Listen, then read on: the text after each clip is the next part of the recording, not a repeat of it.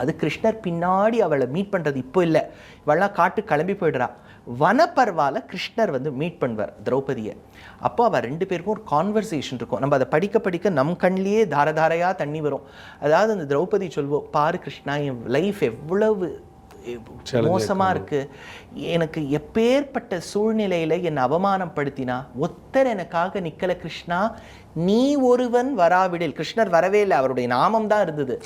அப்போ கிருஷ்ணர் ஒரு வார்த்தை சொல்கிறார், திரௌபதி, இந்த மாதிரி அவமானத்தை யார் ஏற்படுத்தினாலோ, யார் அதை கேள்வி கேட்காமல் பார்த்து கொண்டிருந்தார்களோ அவர்களை நான் அழிப்பேன். Perumal சங்கல்பிச்சுட்டார். they have to lose their lives prematurely. அவ்வளோதான். ஏன்னா திரௌபதியோட 5 குழந்தைகள் போயிட்டான், அபிமன்யு போயிட்டான், கடோத்கச்சன் போயிட்டான், எவ்வளோ பேர் போயிட்டான்.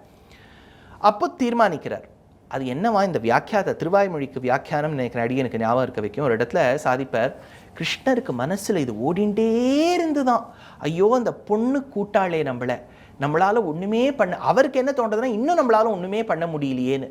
அந்த பண்ண முடியலையேங்கிற ஆதங்கத்தில் பெருமாள் என்ன பண்ணிட்டாராம், உபனிஷத் சாரமான ரகசியத்தை மைக்க கொடுத்தா போகிறோம் டபடபடபடபடன்னு ஒப்பிச்சுட்டாராம்.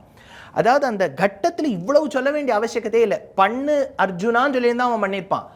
ஆனால் அந்த திரௌபதி மேலே இருந்த ஒரு பரிவு, ஒரு பசு தன் கன்று மேலே எவ்வளவு பாசம் வச்சிருக்குன்னா, அப்படியே பால் சுரந்த மாதிரி கடகடகடன்னு சுரந்த உன்னதான் அப்புறம் நாக்கம் அடக்கின்றார்னு வியாக்கியாத்தா எடுக்கிறார். ஐயையோ, இதை போய் நம்ம சொல்லிட்டோமே, இது சாரமாச்சே அப்படின்னு நினைச்சாராம்.